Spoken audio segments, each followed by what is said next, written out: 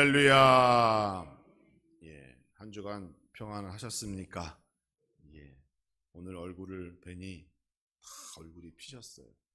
주름이 10개 이상씩 사라지고 행복한 표정을 짓고 계셔요. 이것이 선물 받아서 그런 게 아니라 하나님 품 안에서 사니 이러한 복을 내가 누리고 있다라고 하는 고백에서 나온 그러한 얼굴 표정인 줄 믿습니다. 그래요. 우리 옆에 있는 분들 또 앞뒤로 함께 인사하실 때 가정천국을 이루는 성도가 됩시다. 우리 한번 인사해 보겠습니다. 시작. 가정천국을 이루는 성도가 됩시다.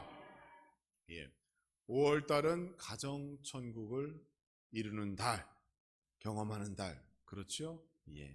행복하게 이 한 주간도 복되게 살아계시는 성도 되기를 주님의 이름으로 축복합니다.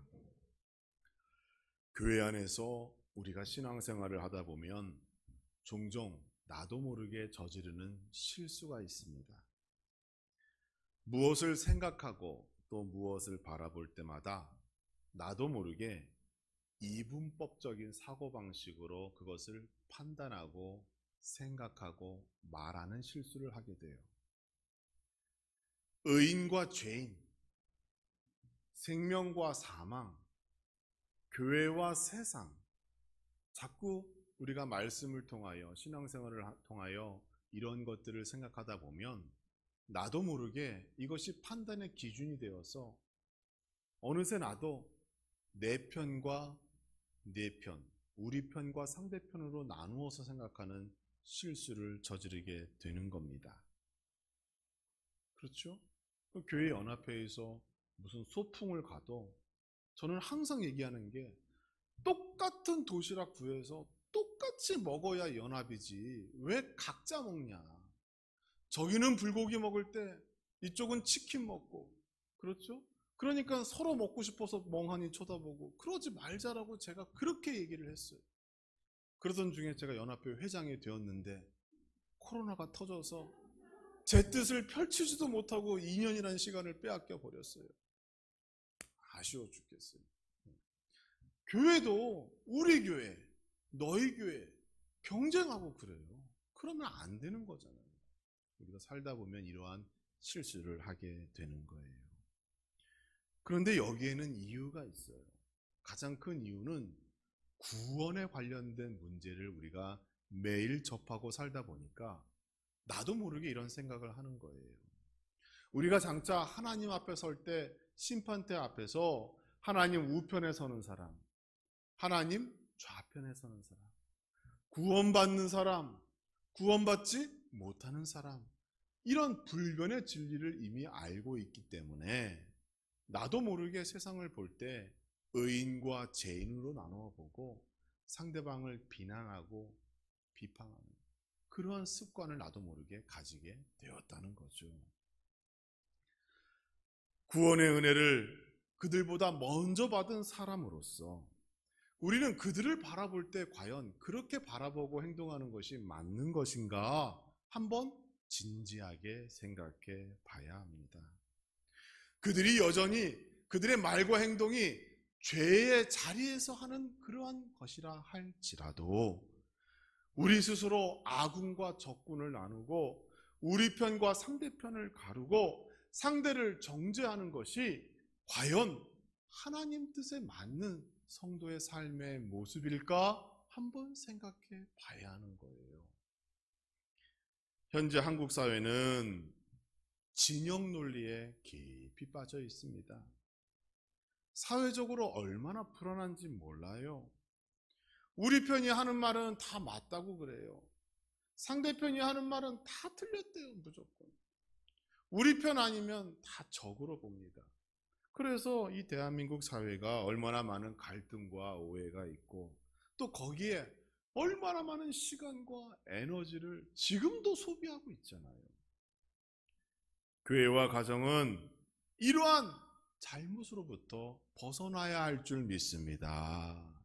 비록 성경이 생명과 사망으로 의인과 죄인으로 그것을 나누어 보고 있다 할지라도 그것은 종말 때에 하나님 앞에 섰을 때에 관련된 문제인 것이지 우리에게 그러한 삶을 구분짓고 정죄하고 살라고 하는 것이 아니라는 것 우리는 기억해야 합니다. 하나님의 뜻은 어디에 있습니까? 우리 하나님은 죄인을 포기하지 않는 분이세요. 맞죠? 죄는 하나님께서 싫어하시고 거부하시지만 죄인은 여전히 사랑하시고 그들이 돌아올 때까지, 탕자와 같은 그들이 돌아올 때까지 기다리시는 분이 하나님이신 거예요. 그런데 나는 어때요? 하나님은 그렇게 포기하지 않고 기다리시는데 정작 나는 내가 판단하고 내가 결론 짓고 내가 정죄해서 가정 안에서나 형제 안에서나 친족이나 친구나 이웃을 그렇게 떠나보내고 놓쳐버리고 포기하는 경우가 얼마나 많은지 모른다는 것이죠. 가정의 달, 가정 천국을 이루자라고 말로만 하는 것이 아니라 그동안 우리가 잊고 있었고 잊어버리고 있었던 그 영혼들을 다시 한번 생각하면서 여러분의 가정에 모든 영혼들이 구원의 복을 누리고 약속된 축복도 받고 교회는 선교하고 전도하는 일에 더욱 힘쓰도록 우리가 모든 것들이 회복되어지는 5월 한 달 되기를 주님의 이름으로 축원합니다. 하나님을 사랑하는 성도는요, 형제와 이웃도 사랑해야 합니다. 하나님과의 관계를 좋게 유지하여 성경에 기록된 복도 받고 행복한 그리스도인이 되기를 사모한다면 당연히 형제와 이웃도 그러한 복을 누릴 수 있도록 내가 도와주고 내가 협력해 줘야 하는 거예요. 그래서 형제와 이웃과의 관계를 먼저 회복하고 개선해야 가정의 천국도 이루는 것이고 교회의 천국도 이루는 것이고 이 지역이 천국으로 변화되어지는 줄 믿습니다. 그들이 여전히 십자가를 외면하고 있다 할지라도 우리는 포기하지 말아야 합니다. 하나님께서 우리에게 보여주신 그 사랑, 예수 그리스도 그 보혈의 피로 이루어진 그 복음, 그것으로 그들에게 가까이 가고 그들이 구원에 이를수록 기도해주고 협력해주는 여러분과 가정과 교회 되기를 주님의 이름으로 축원합니다. 이것이 하나님이 원하는 뜻이고 이것이 한 가족이 되는 거예요. 한 가족이. 그러니까 여러분 5월 가정의 달을 맞이해서 나에게만 잘 대하는 자녀들만 사랑하는 부모가 되어서는 안 돼요. 그동안 나에게 서운하게 했던 자녀라 할지라도 용서해주고 사랑해주는 우리 자녀 부모 되기를 주님의 이름으로 축원합니다. 또 자녀의 입장에서도 그동안 나에게 갈등이 있었고 어려움을 준 부모님이나 형제나 이웃이 있다 할지라도 오늘 말씀을 의지하여 하나님의 뜻대로 가정 천국을 이루기 위하여 더욱 사랑하고 포용하고 수용하는, 그래서 하나님 안에서 한 가족을 이룰 수 있는 우리 모든 성도 되기를 주님의 이름으로 축복합니다. 본문으로 돌아갑니다. 사도 바울은 디모데에게 목회서신이라고 하는 편지를 썼어요. 성경에서 목회서신 그러면 디모데 전서, 디모데 후서, 디도서 이렇게 세 가지가 목회서신이고 순서를 따지면 디모데 전서를 먼저 쓰고 그리고 디도서를 또 쓰고 그리고 디모데 후서를 썼다고 합니다. 그 내용을 보면 교회의 목회자인 특별히 디모데 전후서를 보면 디모데에게 무엇이 이단인지, 그러니까 교회를 보호해야 되니까요. 또 교회의 운영은 어떻게 해야 하는지, 조직은 어떤 게 있고 직분은 무엇인지 그러한 것들에 대하여 언급해주고 조언해줍니다. 그리고 마지막 부분에 대하여 교회의 구성원, 교회에 많은 구성원들이 있어요. 유대인도 있고 이방인도 있죠. 죄인들도 있죠. 부자도 있고 가난한 사람들도 있어요. 많은 사람들이 어우러져 있는 이 교회 구성원들에 대하여 어떻게 조화롭게 교회를 운영해 나가야 하는가에 대한 권면을 제시하게 되는데 오늘 본문이 그러한 권면 가운데 한 가지입니다. 특별히 오늘 말씀은 교회 안에서 성도, 형제에 대한 어떠한 자세와 입장을 가져야 하는지에 대한 권면을 말씀하고 있어요. 교회 안에서 편이 갈라지고 둘로 나누어지는 일이 생기지 않도록 사도 바울이 디모데에게 편지하는 거예요. 이렇게 하고 이러한 자세로 살아가고 이러한 태도를 취하면 교회가 흔들림이 없다, 갈라짐이 없다, 평안하다, 그러한 복을 온 가정이 누리게 된다, 이렇게 권면합니다. 교회에게 하는 권면이기 때문에 이것은 곧 가정에게 하는 권면인 것이고, 이것은 곧 성도 자신에게 하는 사도 바울의 권면의 말씀이 됩니다. 교회는 세상의 유일한 피난처가 됩니다. 천국의 모델이에요. 가정은 어때요? 가정은 우리 하나님께서 허락하여 주시고 만들어 주신 제일 작은 단위의 천국인 줄 믿습니다. 그러니까 가정 안에서 천국을 경험하지 못하면 여러분, 교회도 천국과 같이 되지 않는 거예요. 가정 안에서 천국을 경험하고 우리의 교회가 천국으로 바꿔지지 않으면 장차 죽어서 우리가 가야 할 천국이 무슨 의미가 있겠어요? 지금 당장 내 삶이 불안하고 그야말로 지옥과 같은 삶이라면 미래에 갈 천국에 무슨 의미가 있겠습니까? 그러니까 오늘 본문을 통하여 우리가 얻어지는 말씀의 내용을 보면 장차 갈 천국을 바라보며 지금 우리의 이 자리에 있는 가정과 교회가 천국을 이루며 하나님의 뜻이 무엇인지를 우리가 다시 한번 기억해야 한다라는 취지에서 바울이 편지하게 된 겁니다. 오늘 본문의 말씀을 봅니다. 하나님께서는 가정이 천국되어지고 교회가 천국되어지는 길 간절히 소망하십니다. 이 말은 즉 모두가 죄인에서 의인의 자리로 바꿔지기를 원하는 것이 하나님의 뜻인 것이고, 이것은 곧 세상을 바라볼 때 우리 편, 내 편, 아군과 적군으로 나눠보거나 의인과 죄인으로 상대를 비방하고 정죄하는 삶이 아니라 모두가 하나님의 자녀로서 한 가족이라고 하는 시선을 통하여 하나가 되어지는 그러한 마음가짐으로 세상을 접하고 살아야 하는 성도의 의무에 대하여 오늘 본문 말씀은 우리에게 권면하는 거예요. 가장 먼저는 노인에 대한 그러한 자세의 권면을 하고 있죠. 오늘 본문 5장 1절의 말씀을 봅니다. 늙은이를 꾸짖지 말고 권하되 아버지에게 하듯하며 젊은이에게는 형제하듯 하고, 이렇게 말하고 있어요. 교회 안에서도 가정 안에서도 어르신, 연로하신 노인은 존재합니다. 특히 한국의 문제가 뭐예요? 한국 사회가 국민의 노령화가 너무 빨리 진행되고 있다. 그래서 우리의 자녀들이 그 부모님을 책임져야 할 짐이 너무 큰 것이 문제라고 지금 사회 문제로 얘기하고 있잖아요. 국가가 이 노인 문제를 가지고 심각하게 고민하고 있습니다. 그런데 사도 바울은 이 문제를 어떻게 해결하고자 하는가 하면 기독교 신앙의 근본적인 사상인 사랑이라고 하는 개념을 가지고 이 문제를 해결하고 하고 있는 거예요. 연륜과 경륜이 쌓이며 아름다운 노년을 보내는 성도가 분명 아름다운 성도입니다. 저희 교회의 모든 장로님, 권사님께서 이렇게 아름다운 노년을 보내기를 주님의 이름으로 축원합니다. 그런데 우리가 아무리 노력하고 수고해도 한 가지 완전하지 않은 문제가 있어요. 뭐예요? 시간이 지나면 인간의 육신은 어떻게 돼요? 노쇠해져 가는 거예요. 약해져 가는 거예요. 다른 말로 얘기하면 무너져 가는 것이 우리의 몸이라는 것이죠. 이건 부인할 수 없습니다. 또 육체가 무너짐으로 인하여 어때요?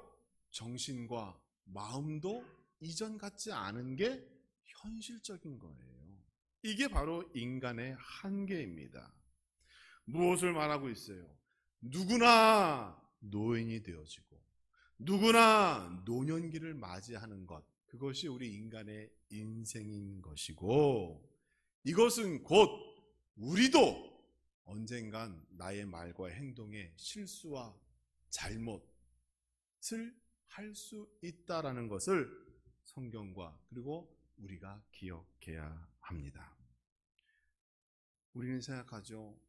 나이 드시고 연세가 많으신 분들이 행동이 느리고 생각하는 것도 약간 고집스럽고 우리랑 맞지 않잖아요. 그래서 뭐 세대 차이니 갈등이니 우리는 그렇게 생각을 해요. 그런데 따지고 보면 나도 늙어가잖아요. 나도 언젠가 그 자리에 가는 거예요. 나도 언젠가 우리의 후손들로부터 그러한 얘기를 듣는 거예요. 그래서 사도 바울은 뭐라고 얘기하고 있는가 하면 노인을 꾸짖지 말라라고 말하고 있는 거예요. 왜? 노인은 당연히 그러한 실수를 할 수 있다는 거예요. 누구나 그렇게 된다는 거예요. 그렇기 때문에 늙은이를 꾸짖지 말고 예수 그리스도께서 우리에게 보여주신 또 하나님께서 우리에게 허락하신 그 사랑의 마음으로 그러한 부족함과 약함을 어때요? 메꿔주고 갚아주고 책임져 주라고 지금 우리에게 말하고 있는 겁니다. 사도 바울은 교회와 가정 안에서 노인들의 신체적이고 정신적인 약함을 그렇게 인정하였어요. 잘못할 수 있다고 인정했어요. 그리고 문제가 나타나더라도 그것을 문제 삼지 말고 꾸짖지 말라고 권면하고 있어요. 그리고 그 꾸짖지 말라고 하는 권면 속에는 그들을 더욱더 이해해줘라, 용납해줘라, 너희도 언젠가는 그러한 자리로 나아간다라고 말하며 지금 우리의 부모님에 대하여 더 많은 이해와 배려와 사랑을 말하고 있는 거예요. 교회 안에서 그렇게 대하면 또 그렇게 훈련받고 교육받으면 그들이 가정에 돌아가서도 그렇게 되어진다는 거예요. 그래서 뭐라고 그래요? 늙은이를 꾸짖지 말고 권하되 아버지에게 하듯 하라 이렇게 말하고 있잖아요. 교회 안에서 늙은이들이 실수하고 잘못했다고 해서 그분들에 대하여 꾸짖는 것이 아니라 자기 부모님을 이해하듯 자기 부모님을 대하듯 그들을 사랑의 눈으로 바라보면 문제될 것이 없다라고 권면하면서 늙은 노인분들에 대하여 문제를 그렇게 해결하라고 우리에게 권면하고 있는 겁니다. 오늘은 어버이 주일입니다. 가정천국을 이루는 한 달이 되기 위하여 부모님을 사랑하는 마음으로 교회와 가정 안에서 웃 어른을 대하는 우리 성도 모두가 되기를 주님의 이름으로 축원합니다. 그분들을 나의 부모님과 같이 여기고 바라볼 때 우리의 마음이 더 많이 열리고 더 많이 이해되고 우리 모두가 더 하나가 되어진 역사가 나타나게 될 줄 믿습니다. 오늘 본문에서 또한 두 번째 권면이 있죠. 젊은이들에게 하는 권면으로 성결에 대한 문제를 언급하고 있죠. 바울은 가정천국을 이루기 위하여 두 번째 권면을 하는데 우리의 자녀 즉 젊은이에게도 동일한 권면을 하고 있습니다. 2절 말씀을 보시면 늙은 여자에게는 어머니에게 하듯 하며 여자에게는 온전히 깨끗함으로 자매에게 하듯 하라 이렇게 되어져 있어요. 사도 바울 때에도 교회 안에서 남자와 여자의 이러한 이성 문제로 인하여 여러 가지 어려움이 있었나 봅니다. 문제는 교회 안에서 남녀가 만나고 헤어짐으로 반복함으로 인하여 교회 전체의 위기가 찾아올 수 있다는 거예요. 왜냐하면 교회는 가족들이 나오잖아요. 가족들의 자녀가 서로 연애하다가 헤어지다 보면 그 가족 자체로 그 갈등과 문제가 확산되어질 수 있다는 거죠. 그래서 사도 바울이 거기에 대해서 지금 염려하고 있습니다. 그런데 거기에 해결 방안으로 무엇을 제시하고 있는가 하면 온전히 깨끗함으로 대하라 이렇게 말하고 있어요. 온전히 깨끗함. 즉 교회 안에서 젊은이들은 이성에 대한 유혹과 시험에 대하여 경계하라 라고 하는 말씀인데 근데 이것보다는 더 깊은 의미가 본문 말씀에 숨겨져 있어요. 여러분 교회와 가정이 건강하고 천국과 같은 상태가 되기 위하여 절대적인 요구 조건 한 가지가 있는데 그것은 무엇인가 하면 상대에 대한 믿음, 신뢰입니다. 그렇죠? 가정이 천국되어지고 교회가 천국되어지려면 가정 안에서는 남편과 아내, 아내와 남편이 서로 어때요? 신뢰해야 되는 거예요. 교회는 목회자와 성도와 또 성도와 성도 간에 서로 믿고 신뢰해야 되는 거예요. 그러니까 사도 바울은 지금 뭐라고 얘기하고 있는가 하면 이러한 믿음을 성결이라고 하는 그러한 말씀을 통하여 너희가 성결의 마음을 품고 나갈 때 이러한 갈등의 문제, 어려움의 문제 또한 해결할 수 있다라고 말하고 있습니다. 온전히 깨끗함이라고 하는 것은 남자가 여자를 대할 때, 여자가 남자를 대할 때만 의미하는 것이 아니라 하나님과 성도, 성도와 하나님, 성도와 예수 그리스도, 주님과 성도와의 관계 속에서 우리가 온전히 깨끗함으로 믿음을 가지고 나갈 때 교회 안에서나 가정 안에서나 이러한 이성의 문제로 인하여 더 이상 상처받거나 갈등이 이루어지지 않을 것이다 라고 사도 바울이 권면하고 있는 것이죠. 성경은 이스라엘 백성이 우상을 섬기는 행위를 간음이라고 비유하였습니다. 하나님과 우상을 섬기는 행위는 남편이 아내를 버리고 다른 여자와 동거하는 불법적인 것이라고 비유하였죠.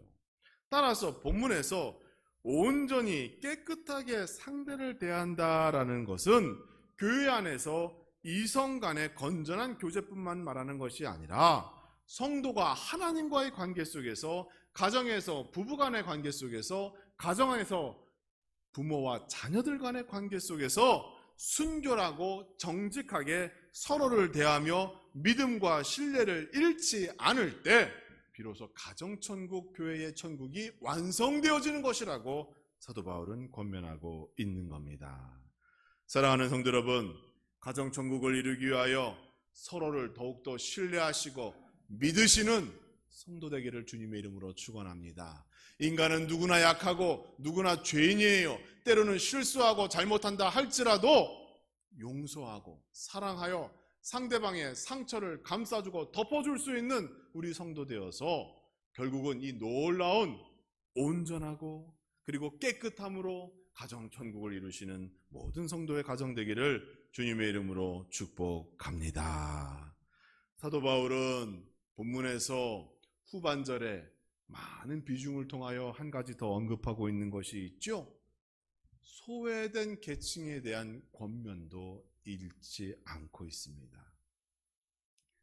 가정과 교회가 천국이 되기 위해서는 우리 주변에 외롭고 소외된 사람을 돌봐야 하는 것이죠.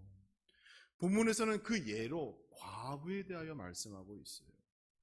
사도 바울 당시의 과부는 특히 자녀가 없는 과부, 60세 이상이 된 과부는 그 생사를 보장받을 수가 없었어요. 지금처럼 무슨 사회적인 제도가 잘 되어 있는 것도 아니고 사회 안에서 그들이 살아날 길이, 살아가야 할 길이 전혀 없었다는 것이죠. 그래서 교회가 그들을 돕지 않으면 그들은 생존할 수 없었다는 거예요. 그래서 본문에서 그 과부를 대표적인 소외된 계층으로 언급하고 있는 겁니다. 바울은 말합니다. 그들을 존대하라 라고 권면합니다.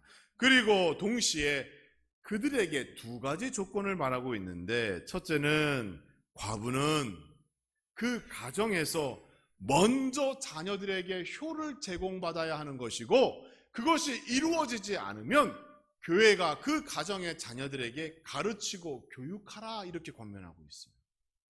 둘째는 과부는 외로운 자이기 때문에 하나님께 소망을 두라고 말하고 있어요.